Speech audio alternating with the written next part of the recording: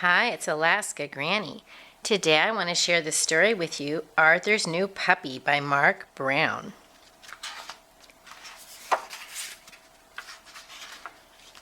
Arthur loved his new puppy, and Pal loved Arthur. He's a very active puppy, said Arthur. He's a very naughty puppy, said DW. Don't worry, said Arthur. I'll have him trained in no time. Here's your new home, said Arthur. You'll have the whole garage to yourself. But Pal did not like the garage. As soon as Arthur put him down, Pal ran and hid. He feels lonesome, said Arthur. Can he stay in the house? Please, please, please. Oh, all right, said Mother, but only for a day or two. Arthur made a cozy spot for Pal in the kitchen. I thought you might need a few newspapers, said DW. Arthur held Pal carefully the way his puppy book showed. Look, he's so excited, said Arthur. Look at your pants, said DW. You have excitement all over them. It's okay, said Arthur. He's just a baby. Well, I think baby dogs should wear diapers, said DW. Later, Pal ate his dinner in a flash. Uh-oh, said DW. He has that look in his eyes again. Quick, said Arthur, his leash. But when Pal saw his leash, he ran and hid. I don't think he likes his leash, said DW. Help me find him again, said Arthur. I guess he didn't have to go after all, said DW. I was wrong. No, you were right, said Arthur. He just went.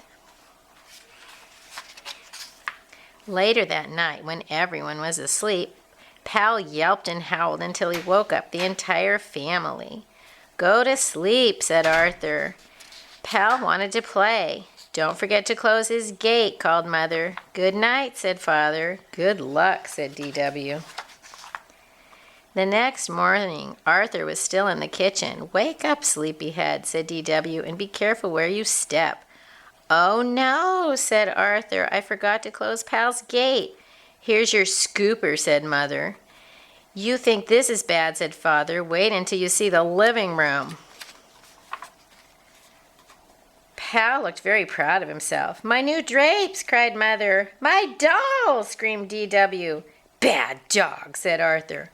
Pal is moving to the garage, ordered Mother. Here's the key to the garage, said Father.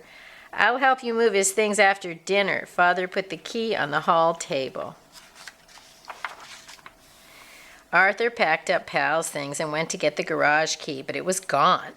The whole family searched for the key. Pal watched. It has to be here somewhere, said Mother, but the key was nowhere to be found.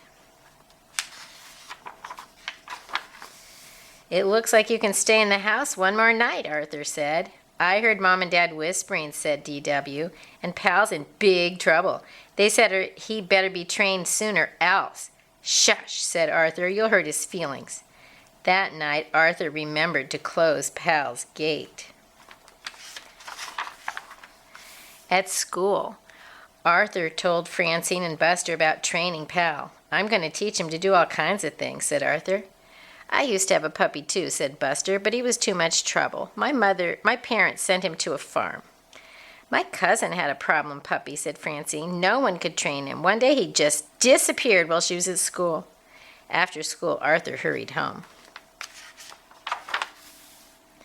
Oh no, said Arthur. What happened? I thought I'd take him for a walk, said DW, but when he saw the leash, he went wild. You better get this cleaned up before Mom sees it. Where is Mom? Asked Arthur. In the backyard, said DW, looking for the garage key. Have you seen my dog training book? Asked Arthur. What's left of it is over there, said DW.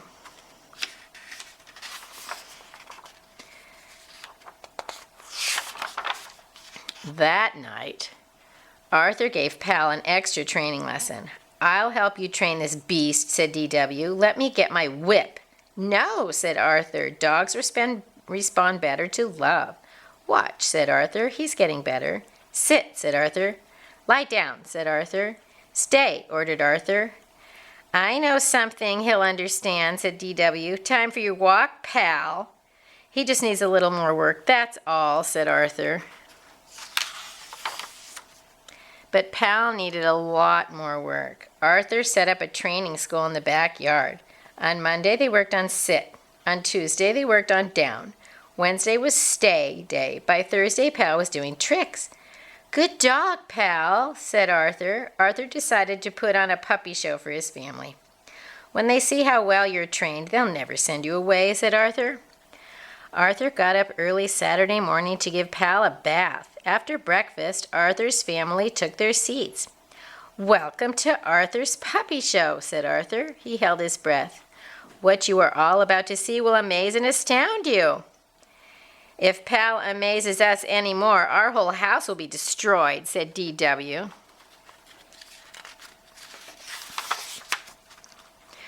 Arthur clapped his hands. "Come," he said, and Pal came. "Sit," said Arthur, and Pal sat. "Down," said Arthur. Down went Pal. Pal even did a trick. "Good dog," said Arthur. "He is a good dog," said Mother. "You mean he won't have to live on a farm?" asked Arthur. "Of course not," said Father, "not even in the garage." No one noticed Pal run behind the rose bushes. When Pal returned, he sat up and wagged his tail. "Look, he has something in his mouth," said D.W. "It's the key to the garage," said Arthur. "Good boy, Pal," said Father. "Amazing," said Mother. That night, Arthur gave Pal a special dinner. "Time for your walk, Pal," said Arthur. "I'll get your leash." But Arthur couldn't find it anywhere. "It was on the hook a minute ago," said Arthur. "I know I left it there." "I'll help you look," said D.W. Mother and Dad helped too. "It has to be here somewhere," said Arthur. No one noticed Pal run behind the rose bushes. Arthur's new puppy.